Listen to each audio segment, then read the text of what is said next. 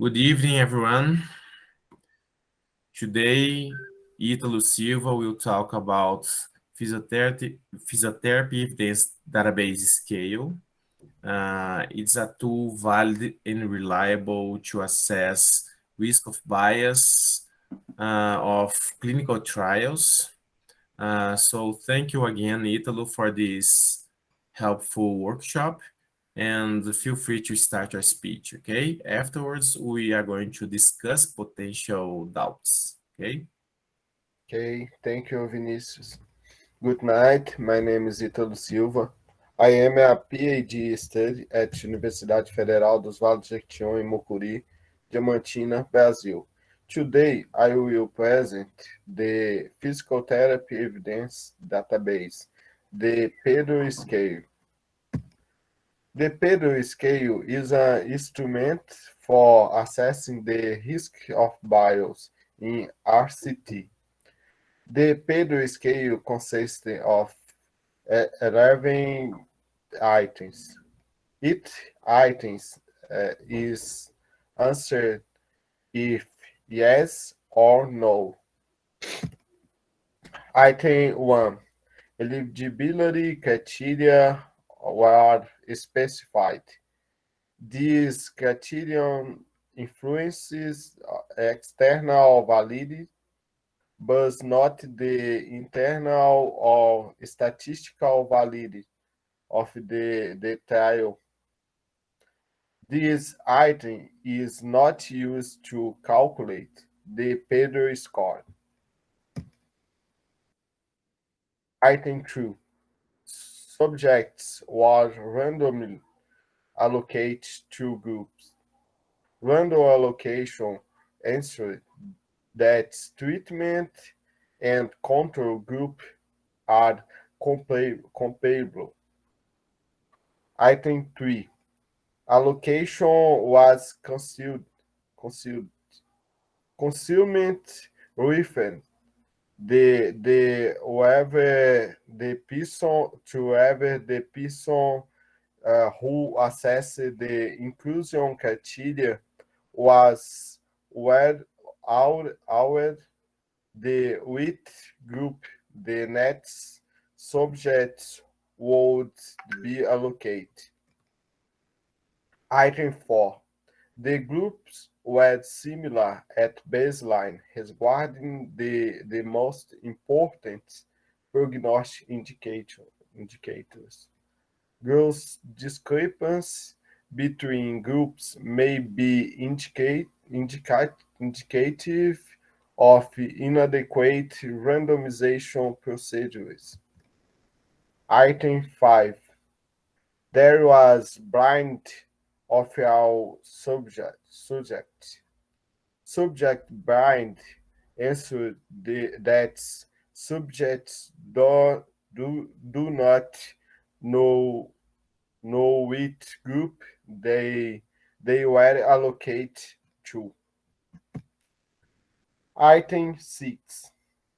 There was bind the there was bind of all therapists.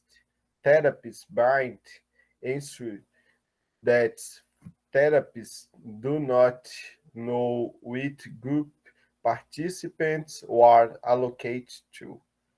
Item 7. There was bind of our assessor. Assessor bind answered that assessor do not know which group participants were allocated to. Item 8. Measure of at least one key outcomes were obtained for more than 85% of the subjects initially allocated to groups. Item 9. The analysis was performed following the intention to treat principle. Item 20. The result of between group statistical comparison are report for at least one key outcomes. Item 11.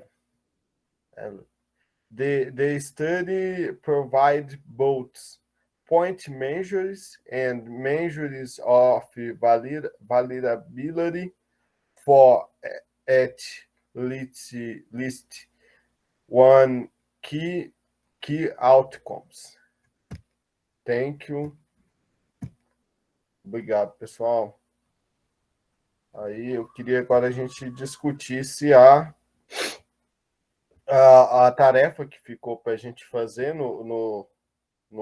na última reunião, que foi classificar esse artigo aqui, segundo a escala Pedro.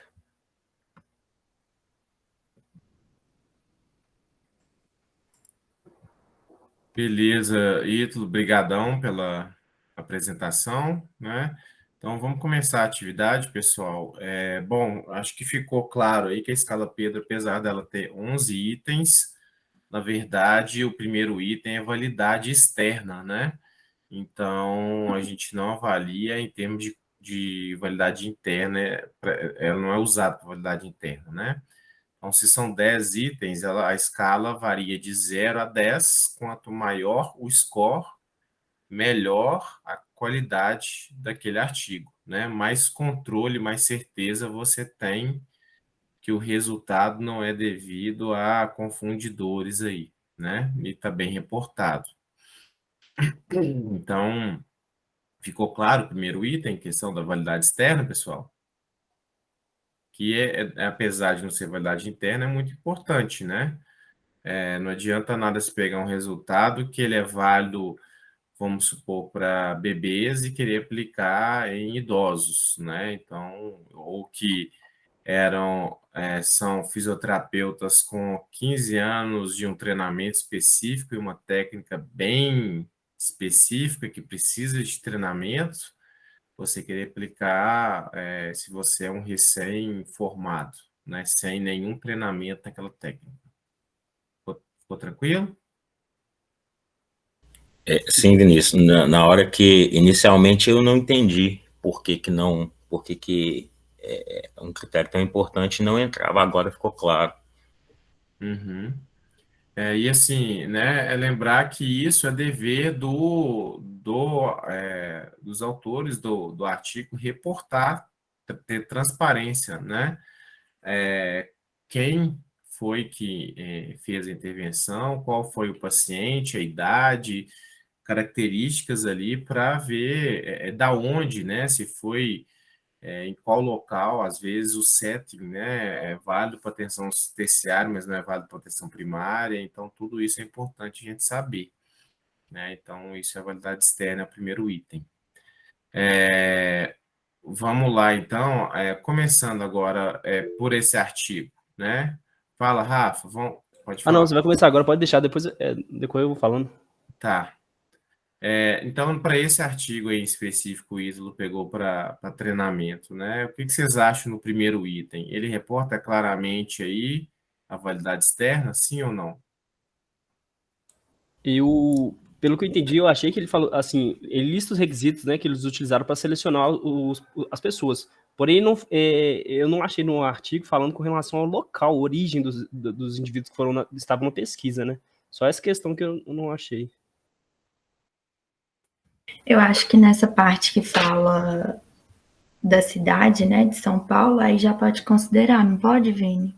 Sim. O local? Sim, ó, aqui, ó, exatamente, ó, são pessoas que apresentaram dor lombar crônica, né, adultos, de ambos os sexos, que procuraram tratamento, né, podiam ser da comunidade ou referenciados, pelo que a gente entende, né, e e da cidade de São Paulo, aqui, ó, e os fisioterapeutas também, né, pessoas treinadas, né, para fazer o kinesiotaping, com certificado do kinesiotaping. Então, assim, sim, né, é lá, ó, o estudo foi conduzido em duas clínicas ambulatoriais fisioterapêuticas em cidades de São Paulo e Campo Limpo Paulista. Então tem direitinho. Ah, Então, entendi. Erro meu, porque eu pensei no quesito de ter tanta procedência contra a naturalidade dos indivíduos, mas é só procedência que precisa, né? aham.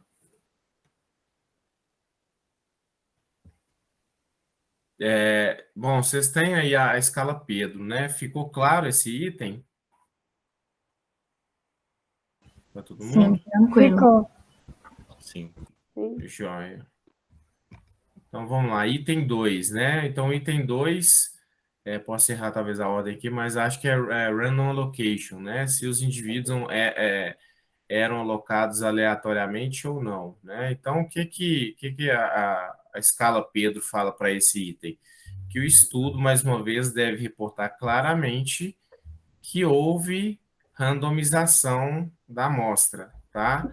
A randomização ela pode ser verdadeira ou quase verdadeira. Quase verdadeira é quando houve uma intenção de aleatorizar, mas não foi verdadeira, né? Essa intenção geralmente é quando há é, alternância, tá? Por exemplo, registro de hospitais, por exemplo, tá? Isso não é considerado uma randomização verdadeira, apesar de tentar, você poderia burlar ali para ter um indivíduo melhor em um grupo ou em outro, tá? Então a gente chama isso do quase randomizado, quasi-RCT, mas ele não preenche o requisito para random allocation, tá? Agora, se o estudo não descreve claramente o método de randomização e só fala assim, random allocation, a gente é treinado na escala Pedro para confiar nos autores. Então, a gente considera sim para esse item, tá? Se ele descreve random allocation. Alguma dúvida sobre esse item? Na verdade, quando ele coloca lá que foi o método lá de computador, de sorteio por computador, aí já tá satisfazendo esse item 2 aí? Porque ele Ele tem que descreve, falar que né? ele tem que falar que foi random allocation, né? E aí, isso aí está descrevendo um método de aleatorização. Ele pode falar como foi numa central, ou ele foi num método mais simples, que é envelope pardo, entendeu? Em blocos. Entendeu, André? Ou não? Não entendi. É porque no item 3 que fala sobre a distribuição escondida, que eu entendi que é Isso, que é o o envelope concealment. pardo, né? Isso, que é a alocação cegada aí, né? Aham. Quem faz essa randomização, se ela for uma pessoa que não é cegada, ela pode burlar. Vou dar um exemplo. Tem um vídeo de treinamento da Cochrane que explica bonitinho o problema nisso. Vamos supor, o cara lá fez a aleatorização, colocou lá bonitinho os números e entregou dentro do envelope pardo. Está tudo lá dentro do envelope pardo.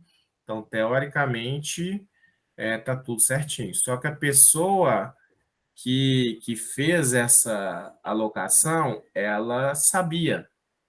E aí, na hora que o paciente chega, ele consente em participar, fala assim, não, eu quero, mas eu gostaria muito de ser da intervenção A. E quando você participa de um clinical trial, você tem as mesmas chances de ser do A, do B, do C. Você não pode garantir isso para o paciente. Mas aí no vídeo mostra assim, não, eu não posso te garantir, tal, tal, tal. Mas a pessoa vai lá, sai e claramente ela troca o envelope, pega o da intervenção A e dá para o paciente. Então, mostrando claramente que ela sabia da alocação, né, e entregou. Então, mostrando que pode influenciar aí na questão da seleção, né? De algum viés aí de característica específica, preferência de paciente, que pode interferir ali na estimativa de efeito. Então, a alocação a gente tem que garantir também que ela seja cegada, quem fez isso, né? Então, as alocações, quando fala que foi em uma central, feito por terceiros, que não sabiam do objetivo, foi no envelope pardo, E isso garante a alocação cegada, tá? Caso contrário, se não especifica, se não reporta concealment allocation, ou não descreve claramente o método para você julgar, você considera que não houve concealed allocation. Aqui no caso, Vinícius, só para poder falar que ele reporta bonitinho os dois, né? Tanto o concealed allocation quanto a questão da randomização aqui. Ela fala que foi gerado, né? Randomização gerada por um computador, né? E por um investigador não envolvido, ou seja, ele não estava diretamente envolvido ali no estudo, e a alocação foi números sequenciais e foram em envelopes selados, ou pacos selados, não tinha jeito da pessoa ver, né? Eu vi que ele descreveu direito, né? Bem certinho aí. Dúvidas, pessoal, com relação ao item 3? Ô Vinícius, só deixa eu puxar um gancho aqui, que o importante aí, pessoal, até de ver a escala Pedro, claro, mas dos checklists que a gente já viu anteriormente também. Quando se reporta o estudo seguindo o checklist, seguindo todos os procedimentos padrão, quando a gente vai pegar que esse estudo aqui é muito fácil de fazer a avaliação da qualidade do risco de viés dele, porque está tudo muito bem relatado. Então, a importância de seguir os checklists, seguir tudo bonitinho na hora de relatar o RCT. Perfeito. Com essa questão dos checklists, né, a importância dos checklists, né, os estudos eles vêm a cada dia mais reportando de forma mais transparente o que foi feito, as limitações e tudo. Então, isso fica mais fácil. Você não precisa ter o estudo perfeito, às vezes é impossível, mas pelo menos está transparente ali para a gente julgar ali e tomar decisão. O problema é que antigamente isso não estava claro. Então, se vocês pegam aí RCTs de década de 70, década de 60, 80, em revisões temáticas que vocês têm que fazer isso, esse julgamento, é foda, que às vezes tem uma página, quase não descreve nada da metodologia. Então, você tem que julgar baseado no que tem ali, tá? Então, por exemplo, a gente, quando faz treinamento da Pedro, a gente é falado, olha, não descreveu, é não. Se um dia o autor entrar em contato, esclarecer, aí pode ser que a gente mude, mas caso contrário, é feito por dois, né, revisores independentes, e aí, caso de discordâncias, um terceiro vai lá e julga, né? Então, é bem claro aí essa questão da escala Pedro, aquele, né, o que vai ali naquele site. Oi, Mari.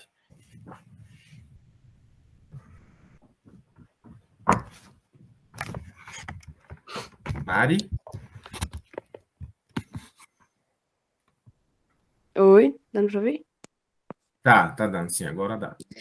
Que a internet caiu bem na hora no item 2, que você estava falando sobre confiar no autor. Mas pelo menos nos artigos que eu fazia avaliação, quando ele dizia que era randomizado e ele não descrevia no texto que foi randomizado, eu coloquei como não coloquei como preenchendo. Teria que colocar como se preenchesse, se ele não descreve como foi randomizado, só fala no título? Uhum. Ó, vamos lá. Se é pela escala Pedro, a gente confia no autor. Random allocation, a gente dá o crédito a ele e fala que foi randomizado. Se ele não descreve como o método de alocação para a gente julgar se foi a concealed allocation, aí a gente fala não. Mas pelo menos ele ganha no random. Agora, se você usa ROB, por exemplo, Risk of Bias da Cochrane, é diferente. Lá tem uma terceira opção que é unclear, né? Sim, Que aí ele perde, na verdade, no fim das contas, né? Ele aumenta o risco de viés dele. É uma entendi. das diferenças que, inclusive, pode influenciar aí na confiabilidade. Por isso que talvez a É um confiabilidade da problema, né? Pedro é mais fácil de ser alcançado do que na ROB, porque na ROB são 3 opções, né? E a outra não. Sim. E a Pedro não.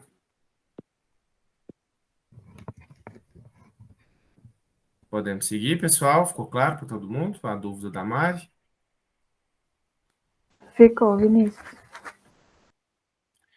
Item 4, salvo engano, é baseline, né? Baseline, similaridade dos grupos no baseline, né? Não é isso, Ito? É isso mesmo, Vini. Eu não estou acompanhando ela aqui, não É, lembro de acho que qual. é isso, Eu tô isso com mesmo. Isso aí. acho eu que é tô isso. com o artigo aberto aqui. Tá, similaridade do baseline, o que a Pedro fala é o seguinte, olha, pelo menos para um desfecho principal e para um ou dois fatores prognósticos importantes para aquela condição clínica, os grupos devem ser similares. Quando fala similares, você não precisa ter um teste estatístico falando que um grupo é similar do que o outro. Mesmo porque testes estatísticos aí, valor de P, depende muito de tamanho amostral. Então, às vezes, você fala lá que não tem, mas tem diferença. Então, o mais importante é você realmente olhar a média, a mediana ali, intervalo de confiança, e ver ali se há uma diferença que seja uma diferença que pode ser determinante na estimativa de efeito. Então, vou dar um exemplo. Se você tem lá uma idade média de 10 anos no grupo, uma idade média de 90 anos no outro grupo, né? Isso pode ser um fator prognóstico importante, que é diferente, e aí ele não vai ganhar em termos de similaridade no baseline, e para um desfecho clínico principal, por exemplo, dor, incapacidade, se eles já saem do ponto inicial ali muito diferentes um do outro. Então, quer dizer, também não são similares um do outro. E aí, geralmente, isso é muito problemático e muito frequente quando você tem trials com N baixo, tá? Quanto maior o N, maior a probabilidade, por causa da randomização, de você ter grupos similares. Eles falam um número mágico aí, acima de 200, né? Para a gente ter maior chance de similaridade. Se abaixo disso, às vezes você corre riscos. Para não correr riscos, geralmente o que o pessoal tem feito é estratificar a amostra, né? Aí estratifica por um fator prognóstico importante, que pode ser diferente, né, no início, ou para um desfecho importante, principal, que pode ser importante. Ô, Vinícius, posso? Pode, claro, Ito. Antigamente, os NCT mais antigos, alguns até tinham uma terceira coluna aqui que era o valor de P, né? Mas como você falou, o consórcio hoje ele não recomenda mais trazer essa coluna do valor de P, se é estatístico ou não. Aí é mais o que você falou, a gente olhar aqui visualmente mesmo, para você ver. Gênero feminino, 56 num grupo, 59 no outro. Isso é diferente? Ao meu ver, não. A idade, a média 51 em um grupo, 50 no outro. São iguais. Então, e a gente ir fazendo essa questão mais visual, né? Imagina uma escala de dor se um grupo está com a média 2, o outro com a média 8. Aí é diferente. Agora você tem média 2, o outro média 2,5. Aí a gente já assume mais visualmente, né? A semelhança ou não. E o que é legal que, às vezes, assim, isso fica claro, a importância das características reportadas ali nas tabelas 1 ali da vida, né? Ali é mais para a gente ver fatores prognósticos ali, as características daquela população e como que tá as variáveis dependentes dele ali, né? Então não adianta você colocar ali, coletar variável que não tem nada a ver com o seu estudo, que não vai influenciar em nada. Você está inflando a quantidade de dados ali que vai atrapalhar a sua discussão. Então a gente Sim. tem que pensar no que coletar, primeira coisa, né? A outra coisa que saiu recentemente aí está havendo um consenso nas revistas que não se deve mais reportar valor de P, tá? Então, há uma tendência, em breve, de você não ver mais reportado nos artigos valor de P, porque o valor de P não significa nada, tá? Ele é facilmente influenciado pelo tamanho amostral, ele não dá tamanho de efeito, tá? Só que ele engana muito clínico aí, pessoal que não entende. Então, mais do que valor de P, é importante você falar de intervalos de confiança, seja 90%, 80%, 95%, é muito mais rico a informação. Então, vai haver uma tendência sempre a reportar intervalos de confiança e de sair fora, remover valor de P. Então, fiquem atentos para não acontecer isso, para não dar valor, não reportar valor de P. Vamos sempre optar por intervalos de confiança. Por Bom, exemplo, a Physical Therapy mesmo, eles já deixam claro nas diretrizes deles que eles não aceitam artigo RCT que não tiver intervalo de confiança. Só com valor de P eles não aceitam. acho que soltou esse editorial aí, até saiu um editorial, acho que no Brazilian Journal tem também, mas várias soltaram aí, falando disso, entendeu? Até no artigo da Laísa, de gestantes, que foi publicado em 2021, a gente tinha reportado o valor de P e eles pediram para a gente substituir por intervalo de confiança. Não sei se foi o de gestante ou foi do YouTube, tá? Mas aí a gente trocou e a gente achou muito legal que já está sendo cobrado. Tá? Talvez até o Gui Simoneau fale isso no workshop dele. Aí uma coisa interessante que você falou também é o que reportar, né? Por exemplo, na dor lombar a gente sabe que a educação é um fator importante, né? Então aqui ele vem já reportando o nível educacional de cada um e a gente consegue ver aqui que existe uma similaridade, né, entre os dois grupos na questão educacional. Eu posso perguntar? Fala aí, André. Eu tive dificuldade de pontuar o item 4 aí, porque realmente eu não entendi. Então, resumindo, o tanto de similaridade que existe no time point baseline, é isso? Isso. Quanto mais homogêneo for, Imagina o seguinte, André, se você compara laranja com maçã ou um vinho, eu com vinho, né? Se você com um Bordeaux francês que dura 100 anos com sangue de boi, né? E vai ver qual deles dura mais tempo, às vezes você de cara já sai no ponto inicial. Eles são tão diferentes para alguns fatores prognósticos ali que vão interferir no curso, que eles não são comparáveis, né? Eles tem com fatores de confusão que vão interferir ali no resultado que não são a intervenção do seu interesse, tá? Então, vamos supor que, mais uma vez aqui, falando da população, pode ser a média de um grupo é criança, a outra média é de idoso, e você sabe que idade é fator prognóstico. Ou você pega seu desfecho principal lá, dor, um grupo tem média de dor de 1 em 10, a outra tem média de dor 8 em 10. Né? 1 em 10, praticamente a pessoa está resolvida, né? Eles falam que até 3 ali, a intensidade baixa, que praticamente várias pessoas já estão recuperadas, né?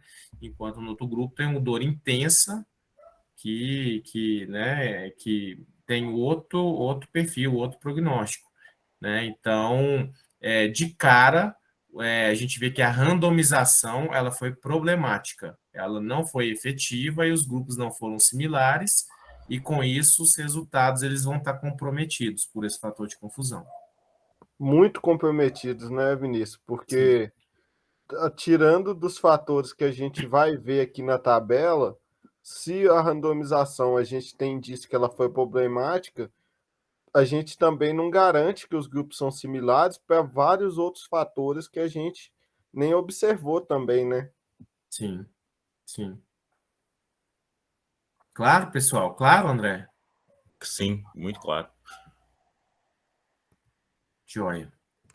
Aqui, ouvinte, só deixa eu falar duas coisinhas.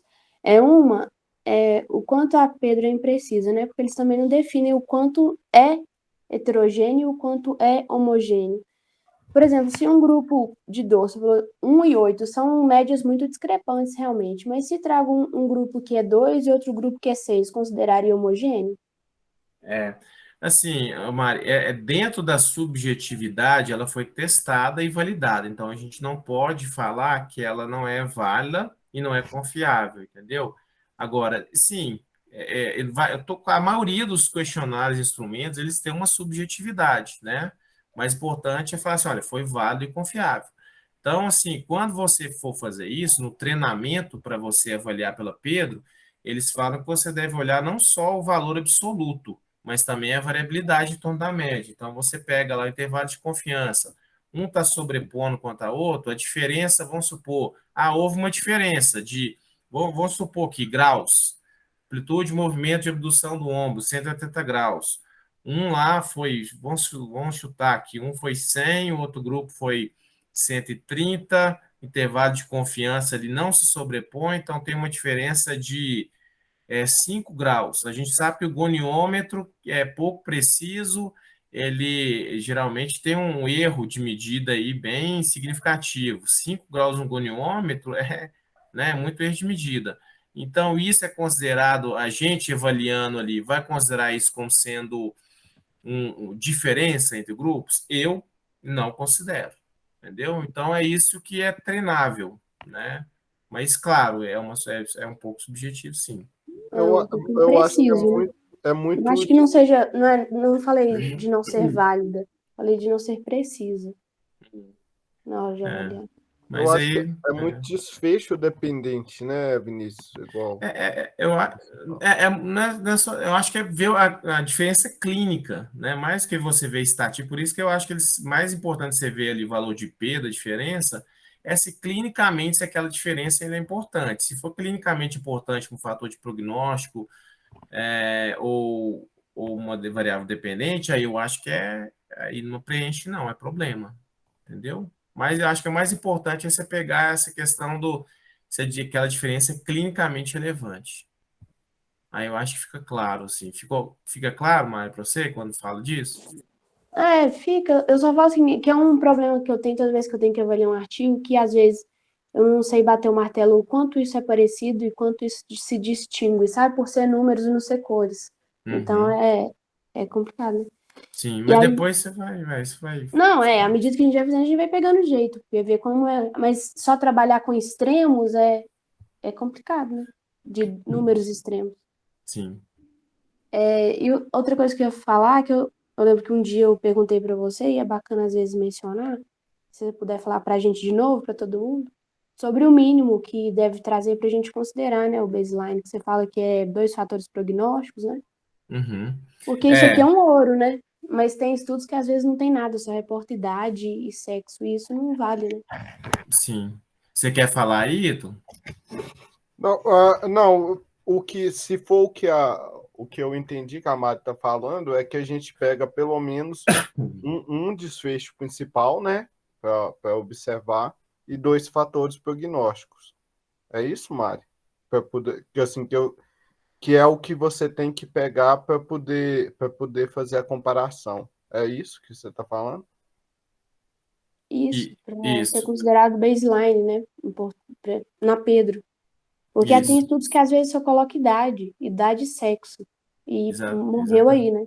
Exatamente. Às vezes não reporta nem o desfecho principal, só dá Sim, o resultado final pós-intervenção. E aí você nem sabe se aquele grupo é comparável com o desfecho principal, Nesse né? caso, né, Vinícius, se não declara, ao meu ver, a gente coloca como não é comparado, né? Comparável, né?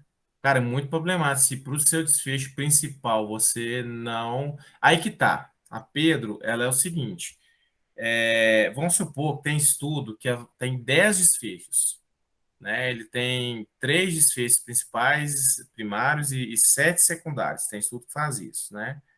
Aí vamos supor que só para um desfecho primário é similar, para os outros não é. Ele fala, a escala Pedro fala, se pelo menos para um desfecho primário há similaridade, você considera sim, mesmo que para os outros não sejam. E para fator prognóstico, você tem que ter 2, né? E aí é problemático mesmo. Os estudos antigos geralmente não falam nada, né? Eles não reportam fatores prognósticos aí que poderiam influenciar. A gente tem que pensar que um dos fatores de confusão aí no estudo é o prognóstico, né? Regressão à média. Então é importante a gente ter essa questão bem clara aí dos fatores prognósticos que interferem no curso da condição. Para você ver se aquela estimativa lá ela foi realmente devido à intervenção que você testou, ou se não houve outros fatores de confusão ali que podem ter interferido naquela condição, né? Ô Vinícius, e aí eu queria ressaltar a importância de um cálculo amostral bem feito, né? E daquilo que você chegou até a citar em uma das últimas reuniões, de se fazer um cálculo amostral para todos os desfechos e ver qual o maior. Porque, por exemplo, eu posso fazer um cálculo amostral para dor e eu tenho dor e incapacidade como meus desfechos primários. Eu faço um cálculo amostral para dor, o cálculo amostral me garante,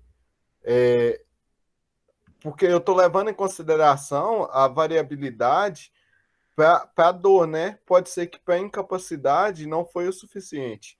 Então, assim, Perfeito. É aceito na literatura que se você faz cálculo amostral para pelo menos para o seu desfecho primário, isso é ok. Mas eu não vejo sentido.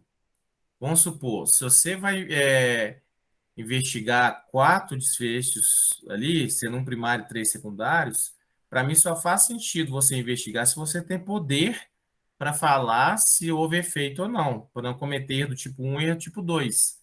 Então, você tem que ter uma amostra suficiente, porque senão gera confusão. Vamos supor que você deu bonitão lá o seu resultado, o efeito, para os outros desfechos não encontrou nada, mas só que você pode ter cometido o erro do tipo 2. Você não tinha amostra suficiente para ter um poder para falar que realmente não tem efeito, alguma coisa assim.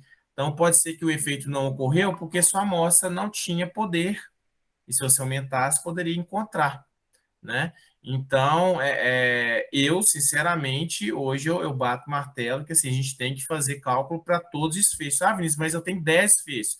De duas, uma. Ou você diminui a quantidade de desfechos para você ser mais viável no seu clinical trial, ou você vai ter que fazer cálculo amostral para os seus 10 desfechos, na minha opinião, né? também concordo.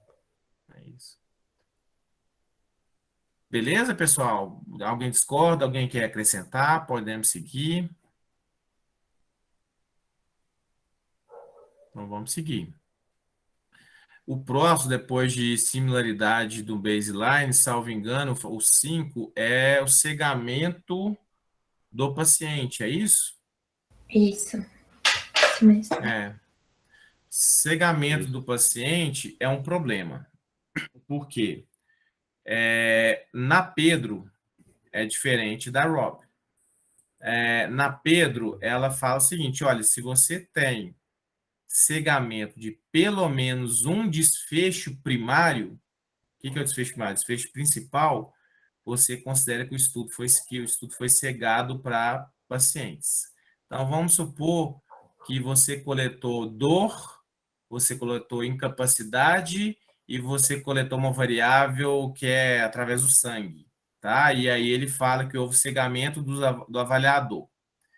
Aí, o que acontece? Sim, pode ser que é viável no exame de sangue ser cegada a avaliação, ou ser cegado o paciente, tá? Porque ele pode ser que o avaliador, o paciente, ele realmente foi cegado ali, tal, tal.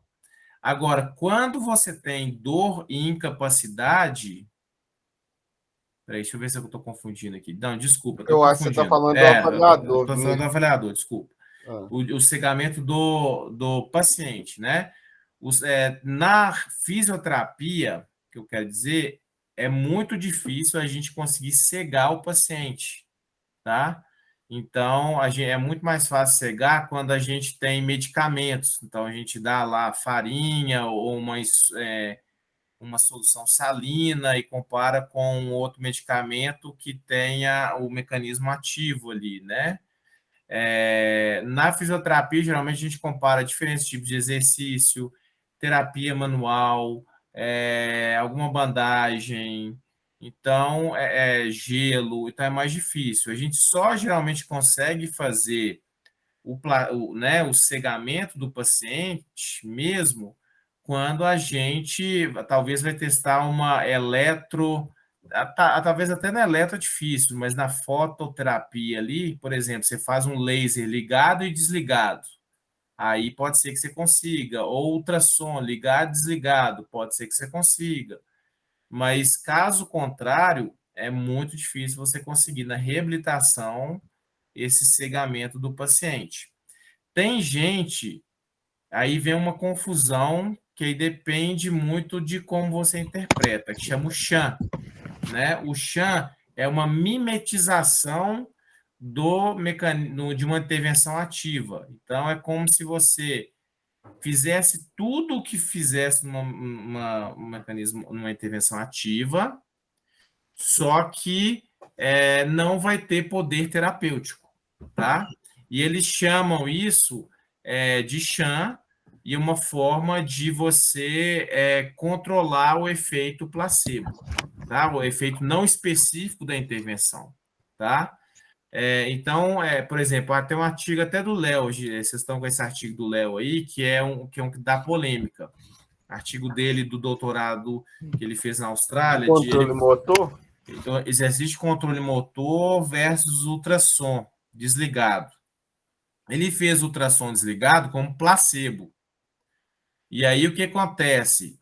Pro paciente, mesmo o ultrassom estando desligado, ele sabe que aquele ali é um ultrassom, e sabe que é o exercício. Então, o paciente não está cegado. Você não consegue controlar ali para a preferência do paciente, tá? Que é um efeito não específico, tá? Você pode controlar ali para interação terapeuta-paciente, para outras coisas, mas para a questão da preferência, não. Se eu não gosto de ultrassom, eu já vou, né? Então, assim, para mim, o Léo, aí que acontece? Tem gente que aceita ser chamado isso de placebo control trial. Para mim, não. Para mim, ele fez um Chan, né? Porque realmente não tinha como. Ele tinha exercício contra, ele queria ver efeito, mecanismo, eficácia, né? Do exercício de controle motor. Então, ele tentou o máximo controlar os viés de confusão ali, né? Que é a regressão à média, efeito Hawthorne, prognóstico, paciente em X e memória, né? Só que às vezes não tem jeito, tá? Então, para mim, aquilo ali não foi placebo, aquilo ali foi Chan. O placebo só seria possível se fosse ultrassom versus ultrassom desligado. Entende? Aí é 2 placebo? Não, ultrassom. Só piadinha de mau Entendi. gosto mesmo.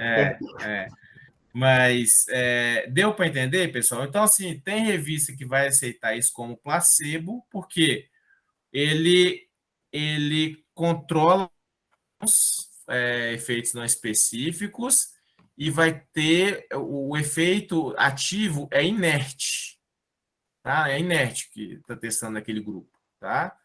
Enquanto o outro tem um efeito claro ativo, tá? Aí tem gente que considera isso como placebo. Só que tem gente que já mete o pau. Eu, por exemplo, eu não aceito. Eu vou meter o pau. Eu acho que tem que ser claro que é Chan, entendeu? Houve uma tentativa, eu aceito que, assim, não tem como, às vezes, e aceitar, ser transparente.